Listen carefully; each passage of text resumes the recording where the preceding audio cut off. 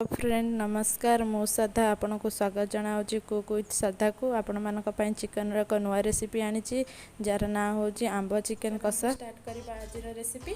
आज मु आपन को बनै कि देखेबी आंब चिकन कषा।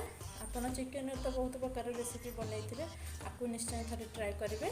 से मुझे 500 ग्राम चिकन नहीं 4टी मीडियम साइज प्याज को काटिकी नहीं ये अदा रसुण पेस्ट मुझे 4 टू 5 चम्मच रखी। ये मुझे 4 रू 5 चम्मच रिफाइन ऑयल रखी। ये मुझे 4 चम्मच दही रखी। किसी चीनी ये गोटे चम्मच चीनी रखी। ये चिकन मसला रखी। ये 2 चम्मच मो हल्दी गुंड रखी। 2 चम्मच लंका गुंड रखी।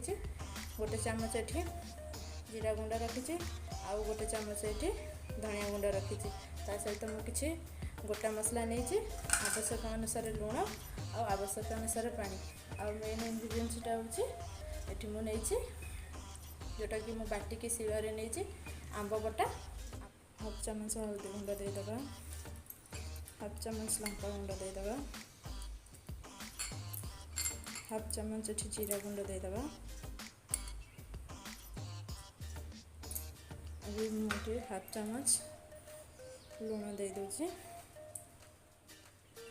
ଏବେ ରଖିଥିବା ଦହିକି ଏଥିରେ ଦେଇଦେବା।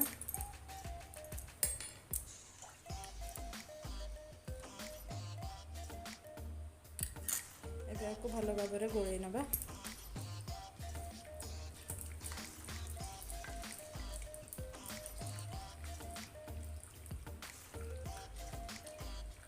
ଦେଖନ୍ତୁ ଆମ ଚିକେନ ବି ଭଲ ଭାବରେ ଗୋଳେଇ ହେଇଗଲାଣି। ଆକୁ ଆମେ 10 ରୁ 15 ମିନିଟ୍ कभर करके गरम हो गलानी। ए रखि तेल को एथे देदेवी।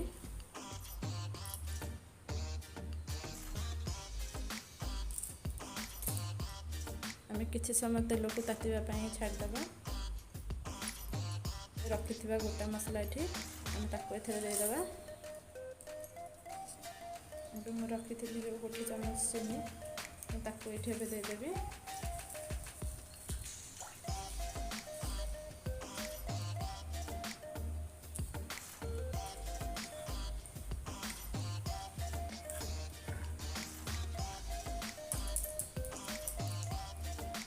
किसी समय छाड़देवा।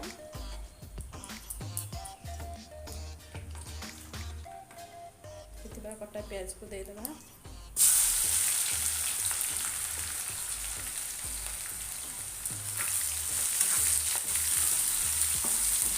ताको आम एमती किसी समय भाजवा। देखु आस्ते आस्ते आम प्याज कलर चेंज हो जाऊँ। आपको एमती आम गोल्डन कलर आसवा पर्यंत भाजवा। पियाज भी आम रेडी। एबे आम एथर रखि अदा रसुण पेस्ट को देदेवा।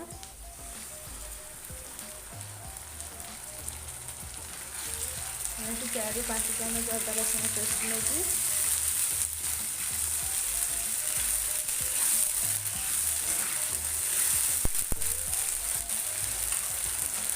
एथर हाफ चम्मच हल्दी गुंड देदेवा।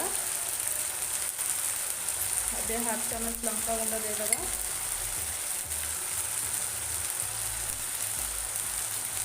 अबे हाफ चम्मच जीरा गुंड ये देदेवा। अबे आपको भल भाव में गोलई नवा।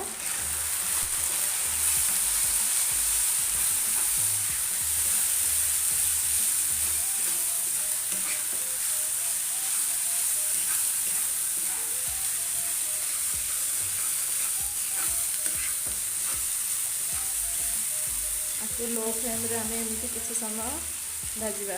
मसला भी भल भाव हो आसला। आपको आ 2 रू 3 मिनट एमती भाजवा। देखु आम मसला ए रेडी हो जाए। एबे आम एथरे रखि गोलई जो चिकेन सब जिन रखीचे एथरे देदेवा।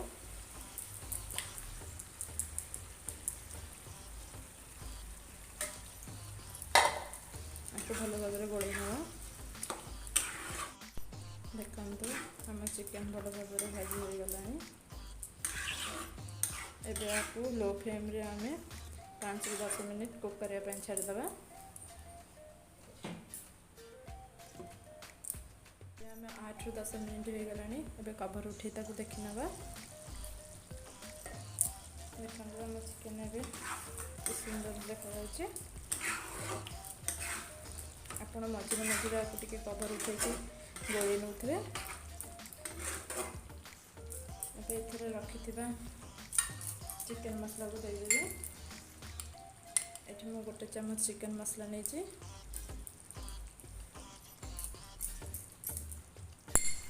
ଆଉ ରଖିଥିବା ଧନିଆ ଗୁଣ୍ଡକୁ ଏଥିରେ ଏବେ ଦେଇଦେବି।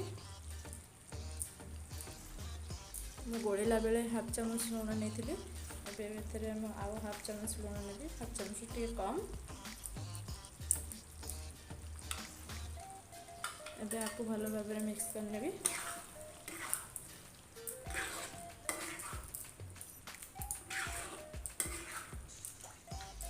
ଅଲମୋଷ୍ଟ ଆମ ଚିକେନ୍ ଏବେ ତ ହେଇ ଆସିଲାଣି।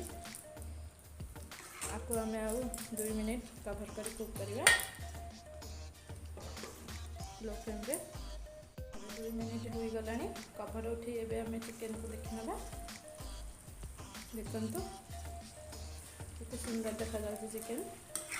एबे आमे थोड़े रखिथिबा जो आंब बटा रखिथिबा हमर मेन दिनसटा एबे एथरा आमे देई दबा। देखंतु मैं 2 चामच आंब बटा दउछि। आपण चिकेन अनुसार आंब बटा देबे। आको हम गोळेई नबा।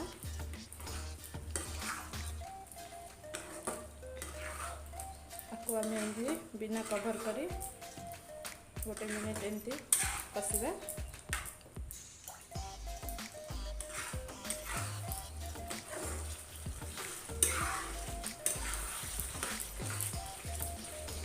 तो आपण निश्चय थरे ट्राई करेंगे। आंब चिकेन कषा आपको केमती लगला आप निश्चय मत कमेंट रे जानइबे।